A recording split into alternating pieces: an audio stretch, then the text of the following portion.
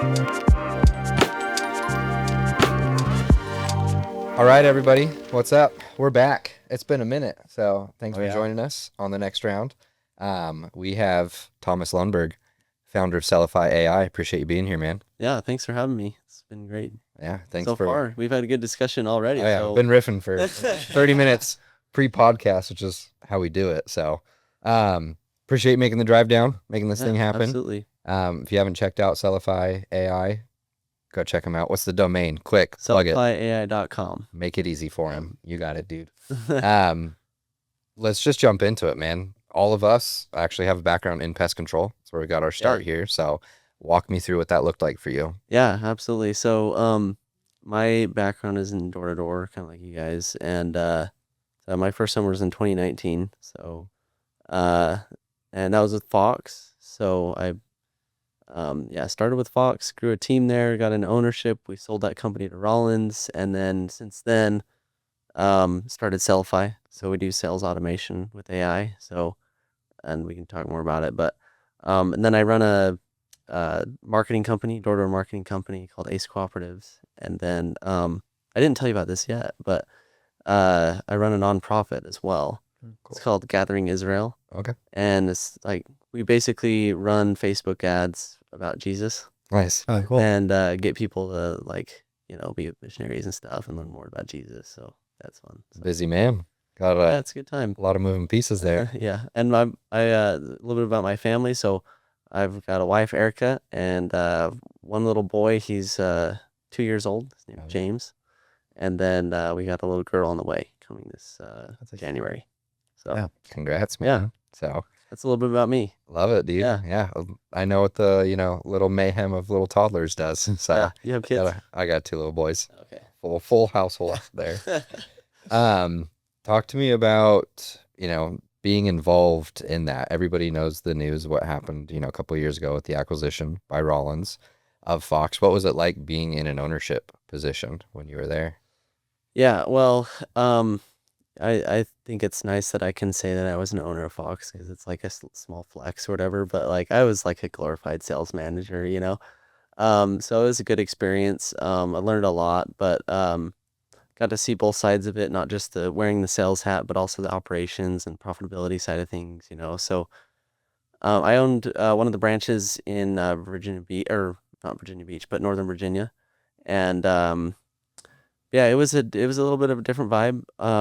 We were always balancing growth with cost and cash and all this stuff, right? But yeah, in terms of like the sell, it was good to go through an experience like that just to see how the conversations developed and stuff. I um, was a little bit on the tail end, so I wasn't like in the negotiation conversations themselves, but I could see I was able to see all the documents and see the whole transaction transpire, things to look for if I'm ever going to sell a company again, and things to be aware of. But yeah, essentially what we did was we sold all of our old branches off, so it was like 100% cash for equity deal.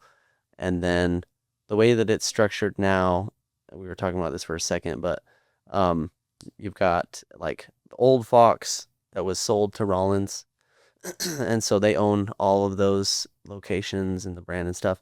And then you've got a new kind of company, I call it Fox 2.0, but uh, they have like new owners and stuff that'll open up new locations that are owned by those owners, not by Rollins. They're kind of earmarked to be purchased by Rollins in the future, but and then the third piece of it is just the marketing, the door-to-door side, where they'll either, market for the old Fox and just get a marketing deal with Rollins, or, sell for the new branches. So anyways, that's a little bit of the nuts and bolts Nice. as to how that transpired. And I'm sure it was probably one of the largest acquisitions back then for pest control that year. I'm assuming probably one of the top Probably, five. yeah. I know there's a couple sleeping giants out there that haven't announced how big they are, Yeah. but yeah, to date, I think it's probably one of the bigger ones. So Yeah. I was just reading the article on PCT, and it was, I think at that time, Fox was the 13th largest in, Yeah.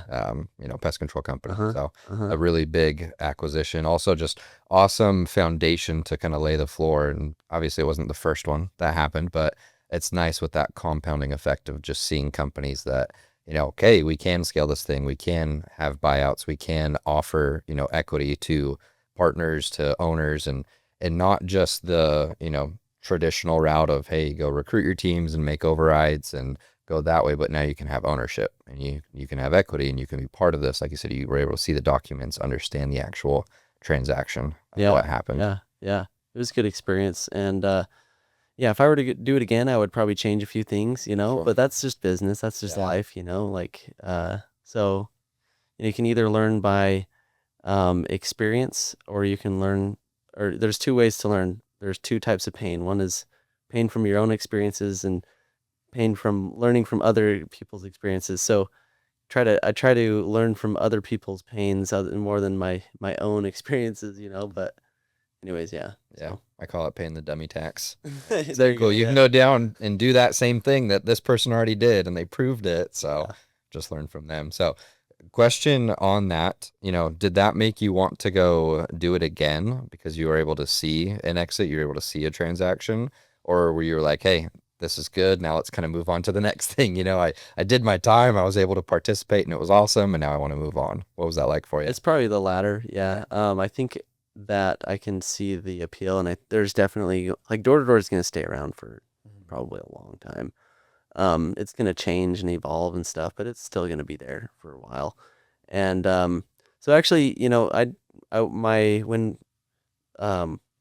we sold Fox, my plan was actually to stay with Fox and kind of be a part of that Fox 2.0. But the way that the next round was kind of portrayed, and anyways, it just wasn't a good fit for my goals and what I wanted to do. I wanted to kind of take more of the full ownership side of things, and I still wanted to do like kind of the minority ownership route, and I was like, I'm probably ready to move on from that.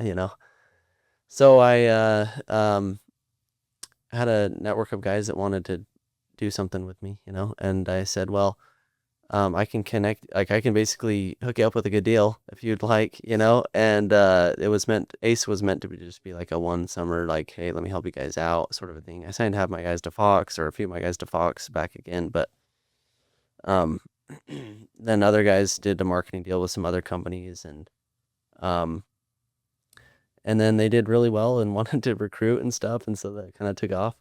And I was thinking, one of the ways we could take and expand this is, well, let's just create a company where we could do, like, take that team and kind of be an outsourced inside sales team for a lot of companies. We could, like, upsell existing customers and win back cancel customers. And then we're like, oh, we could start texting people to do this because that's worked well in the past. And then we're like, oh, we can probably start to automate a little bit of this and just use that in-house. And then let's go find a software that can do this for us. Yep.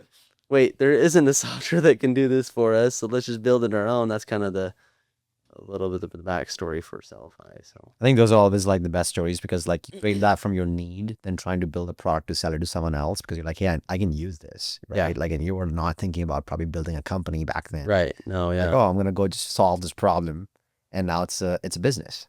yeah. We didn't want to reinvent the wheel. We wanted to just find something that was existing. We actually did a lot of due diligence trying to find the right, like, solution. We're like, oh, we could Frankenstein this into this and try to do this, and there was just too many limitations and it wasn't quite feasible. So we're like, we'll just have to build it. So yeah, and then here we are. And then we're like, we'll just build it and we'll just use it. We're not gonna, like, have other companies Build a use company. it like to like a software as a service. We'll just, like, use it ourselves. And then that went into this. And then we're like, oh, we'll just start with text. And then now we just, like, a couple of weeks ago, we just released our alpha for voice. Anyways, so it's just kind of naturally evolved based upon, like, what we've based upon the need and stuff and, like, what we're seeing.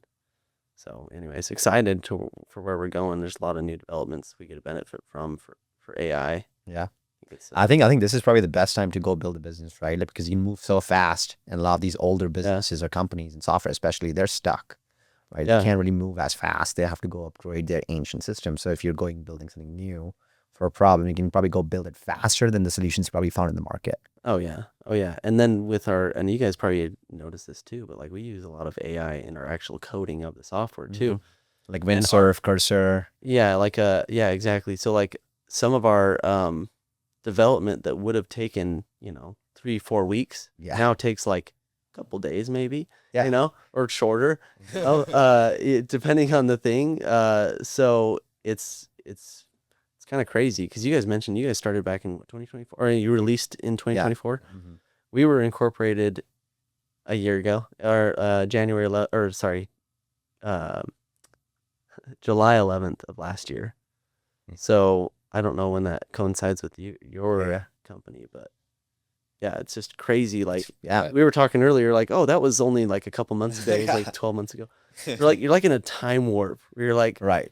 oh yeah, that thing that was only like, it feels like a year ago, but it was only like a couple months ago or something. Yeah. Yeah. So anyways, I think it's also crazy that how much, before you would have to go plan, prepare, research, especially for development or like SaaS. Now you can just go get something done in like a matter of few days, right? So the crazy part about that is now all this big human capital, which you'll have to take expense on. You have to raise a lot of capital. You guys didn't raise capital yet, right? For your business. no, we just bootstrapped it Yeah. with, So I think Yeah. bootstrap businesses now have the most amount of opportunity, and that's going to change so fast. Where all these very heavy invested businesses, they're basically taking a lot of the outside capital to build a business, which is built an artificial layer. Versus like someone like you guys can build way faster, way better with the real need. So it progresses really, really quick as well in the cycle, and I think that just changes the gross margin for the entire product.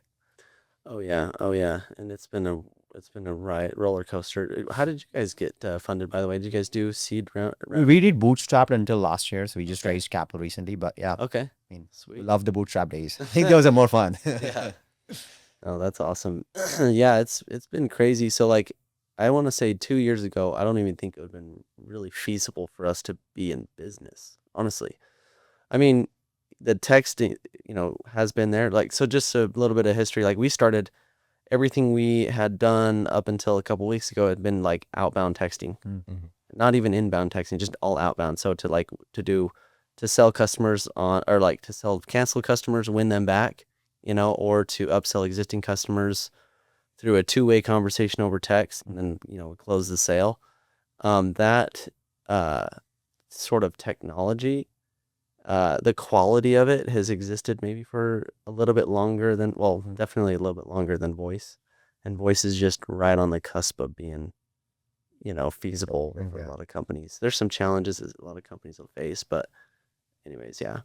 And it's also about the domain knowledge, right? Like one of the benefits you have is like you understand the actual customer need, the customer interactions. You have the background from talking to these customers face to face. So like you can improve your messaging way quicker, right? I'm assuming that's where your ISP is like you guys are able to go make the product better and better because of all the things you guys already know. Oh yeah, totally. And you guys probably could say the same thing where you guys did sales door to Yeah, door or right. whatever. A lot of your clients have been pest, I guess, Yep. pest related. Or, I mean, obviously your tech isn't specific to pest, right? But like that's kind of like with us. Like our tech isn't like specific on one industry per se, but I mean that's just the background that I have, and we can easily close the sale. And it's like you just use that back, experience as being an owner at Fox. Just like, oh, I know how this works. I know where the pressure points are. Yeah, it's applicable to a lot of things, Yeah. But the problem is you don't want to go too broad. If you Mhm. go too broad, then you Yeah. solve a kind of a Maybe minor a surface level problem. Yeah, but you're not like disruptive in nature For sure. know? Whereas I think we're starting to be a little bit disruptive. It's crazy. I wonder if you guys get this at all. We get some people that are like anti-AI.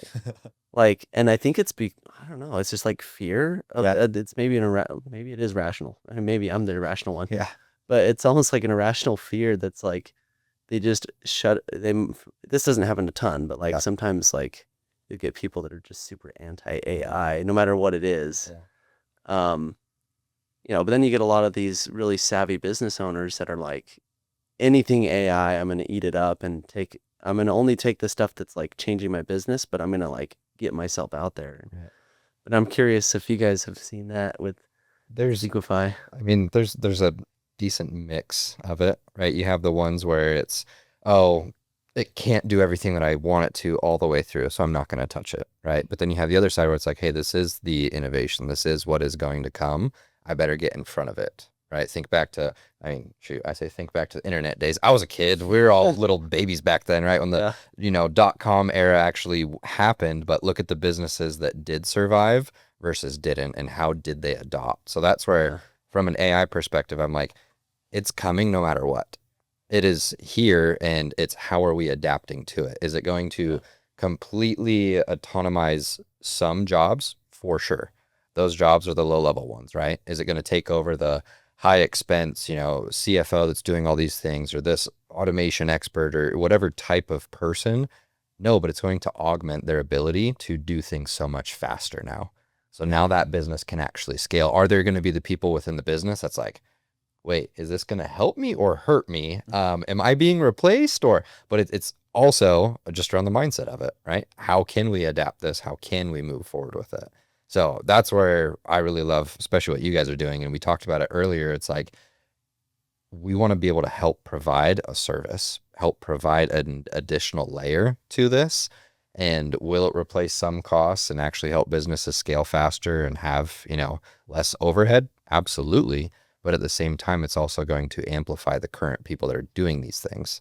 Because that's where it needs that human interaction and that additional element to make sure that it's all done correctly. There is like there's a very interesting Harvard professor who I listen to. He's talking about AI as like, there's only two places you can fall into. One, either use AI, adopt AI, love AI, whatever. Other is like either protest AI that you can influence the government to shut it down.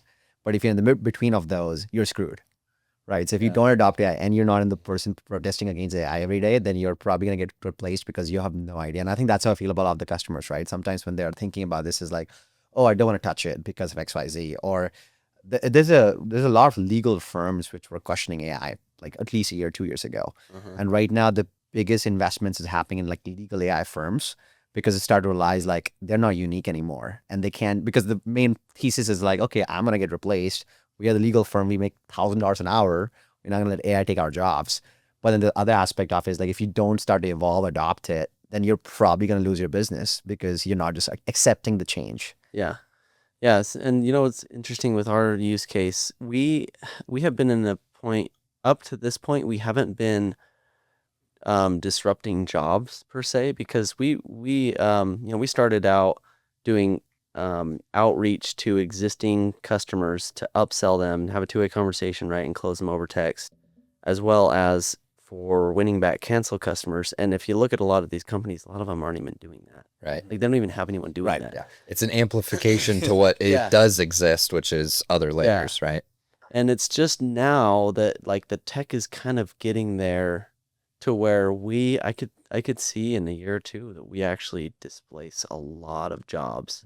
But I'd say displace, probably not like eliminate, because the people that are in those, they're just going to have to do something else and be more of like a supervisor or have more of a specialized role. Like I don't think it's necessarily going to like get rid of their jobs, if you know what I mean. But yeah, like we're taking phone calls right now and there's people that don't even know that it's AI. And that's like something like with text that's been there for a while. I'd say like over 90% of the people that interact, we've got it to be like pretty dang human. Like a lot of people are like, oh, I can always tell if it's AI. It's like, yeah, I can't even tell. And I'm, like, and so over text, you can kind of mask that, but like over voice, it's just starting to get there. And that's where a lot of, there's a lot of call centers and a lot of like, I'm not just speaking to like our company, but I'm just more like in general, I could see kind of a mass restructuring of those types of you mentioned like kind of like the lower skill jobs, like a lot of more of the repetitive in nature and kind of the form filling sort of vibe. So anyways, it's kind of interesting. But on top of that, I feel like, okay, let's just put it out there. That's kind of the negative connotation of the AI pieces, right? It's going to replace these things. So it's going to displace jobs. At the same time, it allows for so much more knowledge to be consumed by those type of people, by any type of person, right? Now with obviously ChatGPT, Claude, Gemini, whatever we're using, we can now go research, we can now go learn, we can now amplify what we can consume. So it'll actually help us be that next level of what do we need to now do with this, right? Yeah, essentially what you're doing is you're just increasing the productivity of the organization, and that leads to more jobs, that leads to more like higher quality service, higher quality of life. Like it's kind of got ripple effects that if you look at the microeconomics, then you're like, oh, this like you could take the fearful approach. It's like back in the day, they thought that, you know, um, machines were going to take over the world. Right. Who knows? Maybe that could happen. I kind of doubt it.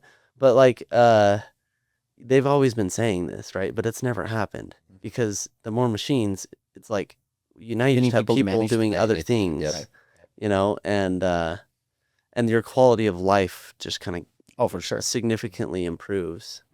It just creates more economy, right? Like there's more GDP, there's more actual value of everything increasing fast. Where I think if you were to get somewhere in like 10 years, now we can get to probably, flying cars in like 5 years, right? Or 8 years. It's like it's going to expedite the speed of how fast we can get there. Yeah.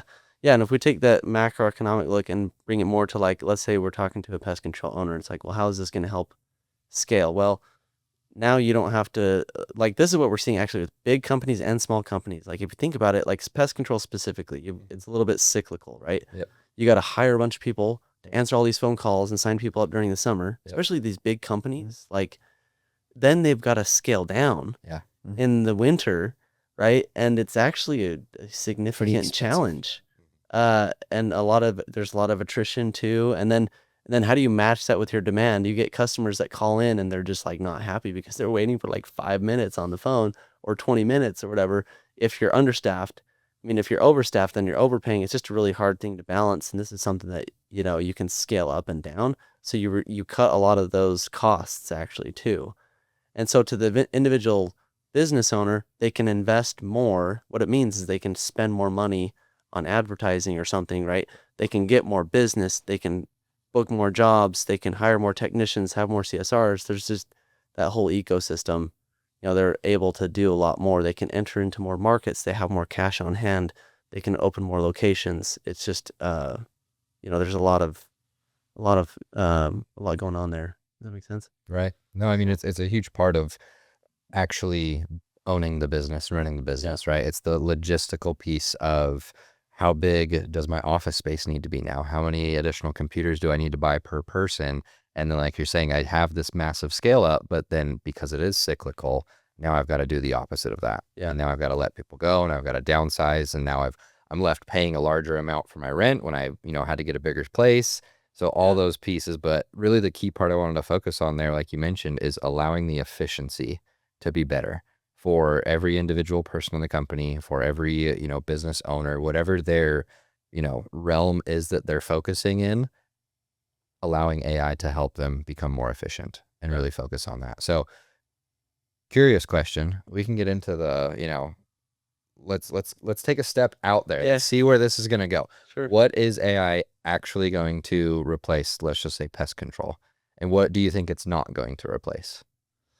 Well, to answer the second piece of that, I think technicians, the blue collar jobs, that's going to be difficult to replace. We talked about No commercial. robots with, de-webbing poles possible. spraying It's out totally there. possible. We could And see it maybe. I think it will probably happen to some degree, Sure. at some point. Because we talked about before we started about how there's like AI commercial lawnmowers, right? Yeah. And so that is, will have an effect on the job market. But I think more directly, you're going to see, at least with our company specifically, you'll see fewer companies hiring people to do outbound, like cold outbound outreach to like cancel customers and upsells. We've already seen that. And so we've had a lot. And then for inbound, we actually talked to a lot of companies that are like smaller companies that are about to hire somebody full time to do inbound. And they're like, you know what, let's just use Sellify instead. So it's more of an opportunity cost. And then you have existing companies that, it's interesting, like what type of jobs are going to be replaced, because you have a lot of sales reps that are answering phone calls, and not every sales rep is created equal. So if we take that bottom 20% just to start with, right? Yeah. And I was listening to a few calls. So we have collaborate with a few clients that they send us a few phone calls of like their example sales or whatever. Yeah. And oh my goodness, Bet you hear some fun it stuff. was eye-opening. Oh yeah, it was eye-opening to see like how how do I say this in a nice way? Like how bad of a job they did. Yeah. Like, and they closed the sale, right?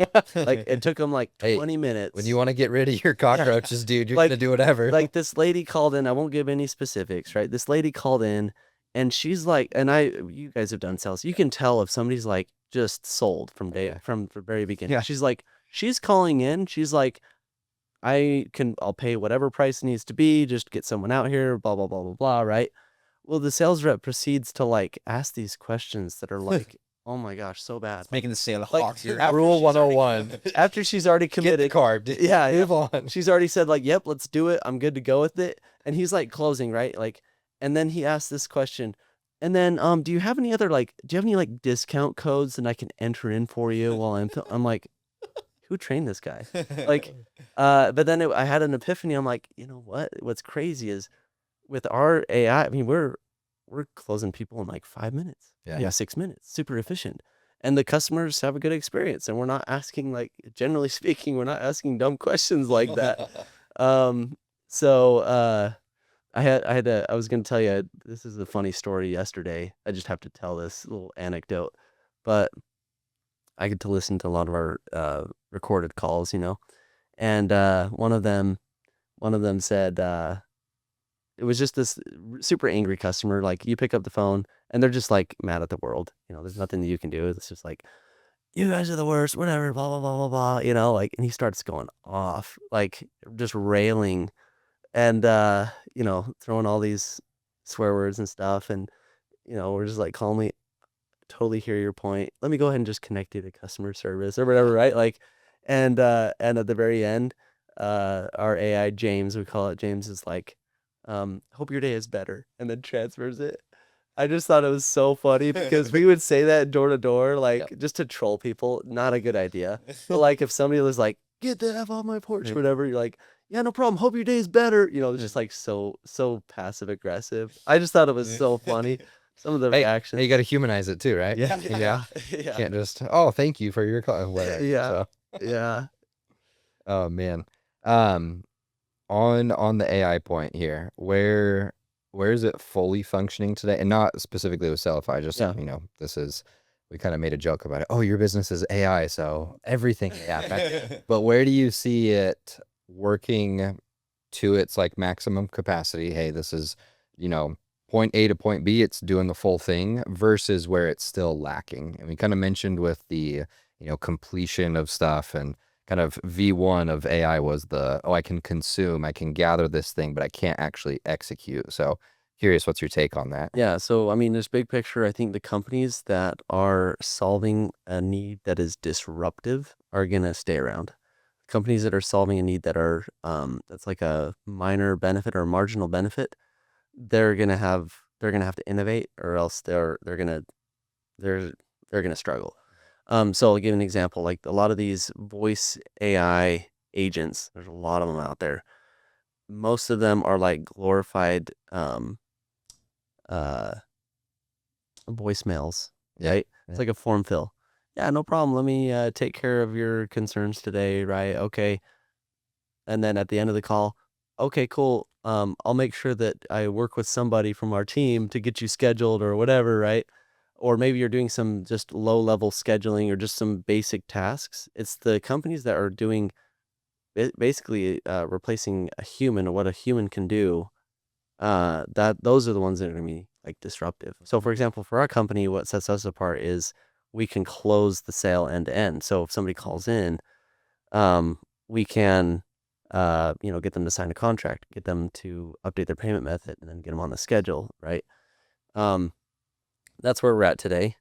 Now, we're not at the point yet. We're going to do customer service eventually because it's actually going to be easier than the sale itself. Easier than transacting. And I should say card. easy. Nothing's easy, Right. But in terms of the tasks and stuff that we're doing, James is going to have a lot of work though. yeah, true. I know.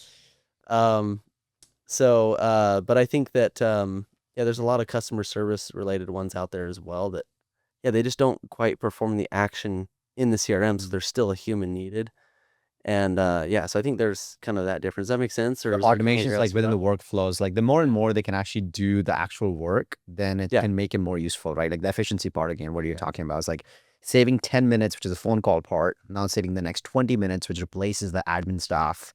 Now you can replace someone else doing the actual manual entry, so you can do everything end to end. Yeah, exactly. And I think the other thing too of this that's interesting is I think we will get to the point where we can actually do it better than a human. Not just replace, but like do it better. And the way that you can track that is just like, at least in sales, it's your closing rate. How many people call in? How many of them do you close? Right? How many of them do you leave on the table? Right? And how many of them are you following up with automatically? So I think there's a lot of opportunity that's on the table. Yeah. So I mean, one big point with that is, we can just take the sales element of it, because even for us running software companies, having salespeople and doing more of the, workflow there, it's the follow up, it's the emails, it's the tracking everything in the CRM, it's, doing all the note taking. Like, that is the nice part about having it be autonomous, is it doesn't miss. I'm not, quote unquote, it's the perfect rep. But even in regards to how could this amplify a current salesperson, it does the tasks that a lot of times, it's how much time does a sales rep take to leave the notes, to log these things, to do this stuff, to send the text message follow up, to do XYZ, where now we can automate that flow to make that person much more efficient. Yeah. So they can actually stay closing more deals or doing Yeah. XYZ instead of the little tasking subjects. And Yeah. I'm assuming even a step further, like if you're actually working with a lot of these customers who have these weird requests, like, hey, don't come to our house tomorrow, something happened, or come back later, or I'm not available right now. Where AI can actually go call these people back because it keeps a reminder, looks at the schedule, thinks about the customer, which doesn't happen today, right? You can't really track those things. I'm assuming Yeah. it saves you probably a good chunk of revenue, which otherwise gets lost and just Oh yeah. And the follow-up is major. Yeah. Like for example, in texting, if somebody's like, hey, I'm not available right now, I get back in town next Tuesday or something, right? Like normal human reps can be like, sometimes they're just be like, okay, whatever. Yeah. Drop it. Maybe put it in their notes and never get to it or whatever. But yeah, we can actually take action on those things.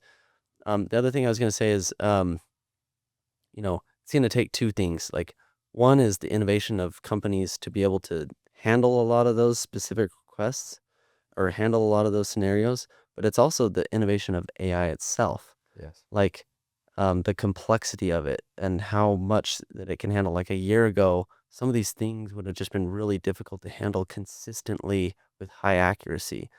And so, a lot of times I feel like some business owners can look at it like, oh, I already looked into your company, or maybe I already looked into XYZ solution 3 months ago. But it's like, well, that was 3 months ago. Yeah. AI has developed actually significantly since then or whatever, right? So I'm excited to see where we're going to be at in like even just a year from now, but It's the compounding effect. I feel like everybody's seen especially the imagery one, the Will Smith eating spaghetti like 2 years ago, or it's all that stuff. true. And then now, the new ones, it's like, okay, I can't tell that is not real. Now it's like, here's the two images. Which one's AI? Which one's real? It's like, okay, once again, take that's images. Now look at it with texting, with voice, with whatever additional type of evolution is coming, how much the compounding effect now is going to make everybody just that much more efficient on there. So, give us the full scoop. What does Sellify do today?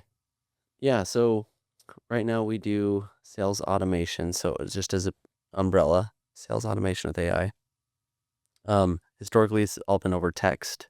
So text to upsell existing customers or win back cancel customers, and walking them through the full flow of getting them signed up, getting payment on file, whatever, getting them scheduled, optimizing the routes, etc. We can do all of that automated, right? And it's like having a two-way real-time conversation with the customer. And then we just released our alpha. In fact, I should have you guys call our AI for 1-800-BUGS. You get yeah, I'll give you the number here in a minute. We can do it probably after, but we just released our alpha, so we can handle inbound phone calls. We've already been making sales, so we've kind of crossed a barrier because never has it been possible to close a sale end to end, like fully closed. Like you don't need a human to go in after and check and do all this stuff and do, fully closed until now. So we're excited about awesome. that. That's great. Huge. Yeah. What does Sellify 2.0 look like? Yeah, so customer service will be one thing. Okay. It'll be performance based as well, so like a dollar amount per closed ticket. So it'll still be performance based to align with our model. And then we'll handle like inbound and outbound phone calling and texting, because right now we just do outbound texting and inbound phone calling. Cool. But it's very similar in terms of like the software and tech. It's just more like the use cases. Like most people are calling in, and then people usually want to receive a text if you're doing an outbound text or something. So it's worked really well. But yeah, long term we'll have kind of like a fully automated inbound outbound solution for text and voice. Mm-hmm. Yeah, man. I know we're coming up on time here. The last question that I have is, what advice would you give to other entrepreneurs out there? Let's say, a person similar to the situation you were in a couple of years ago. They were running a company, had some ownership, and then saw a problem. And like you initially were like, hey, let's just solve this problem for us, but then let's go build something on it. So what were, maybe some of the hurdles that you had to overcome? If you were to do it differently, what would you do? What advice would you give to the entrepreneurs that are in that situation today? Yeah, good question. First thing I would say is to get caught up in a cause that's bigger than yourself. So something that's going to motivate you to wake up early, to stay up late, to to achieve your vision, right? For me, that has been like Gathering Israel, the nonprofit that I run. It's like everything that I earn kind of goes towards that, and obviously my deeper why is like providing for my family and having being a husband and father and stuff. But getting caught up in a cause that's bigger than yourself. And then the other thing that I don't know if it's possible for a lot of entrepreneurs to do this, but one thing that I was blessed with was having an experience where I did receive a payout, and I can now not have to worry about like making ends meet and making money day one. And allowing myself to take risks, to innovate, change, pivot. I mean, we're always going through different pivots, like changing our whole company, sort of a thing. Yeah.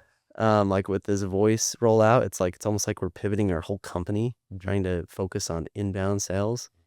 And so I just say, like, don't be afraid to take the leap of faith and to like bet on yourself, Yeah, that's probably all I'd. Do you have any thoughts about that? No, I love it. You have a similar, I mean, the journey, I guess. the big part to what you said is, okay, a lot of people are like, oh, why do I want to become an entrepreneur? Is it because I want to go make a lot more money and leave what I'm currently doing? Is it because, I actually want to provide something new to the, end consumer out there? Or I really like what you said. It's like, have a bigger vision, have a bigger want than just what you actually want, right?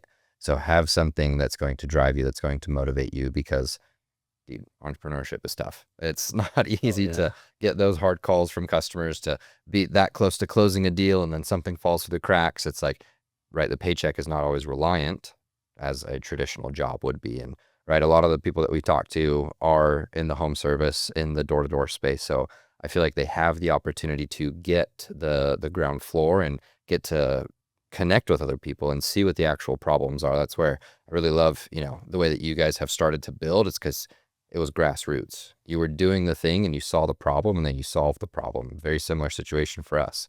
Doing the thing, saw the problem, started to build for the problem, and then it's like, cool, now we can actually go build this and sell it. Yeah. Have other people get the same end result that we had. So that's why I love building. Yeah, I feel like it almost sells itself if you take that approach.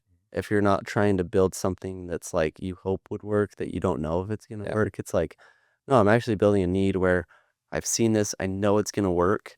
It's just, I guess, how many people are going to enter the space at that point, because we know that the need's there, right? So, Sure. Love it. Thomas, we appreciate you, man. Thank you guys for having me on. Yeah, thanks for coming on. Where do people follow you, learn more about Sellify? Yeah, you can Build a find us plug. on LinkedIn, yeah, Sellify AI, but best place to go is to our website, sellifyai.com. And yeah, I just invite you to like give us some feedback, you know. Try out you can demo it right from our website, either the text or Text the phone. number, make the phone call, talk to some AI if you're lonely. Yeah. Don't make it your companion though. Not going down that route. We're just trying to sell you bug spray, okay, people? So, all right, everybody, appreciate it.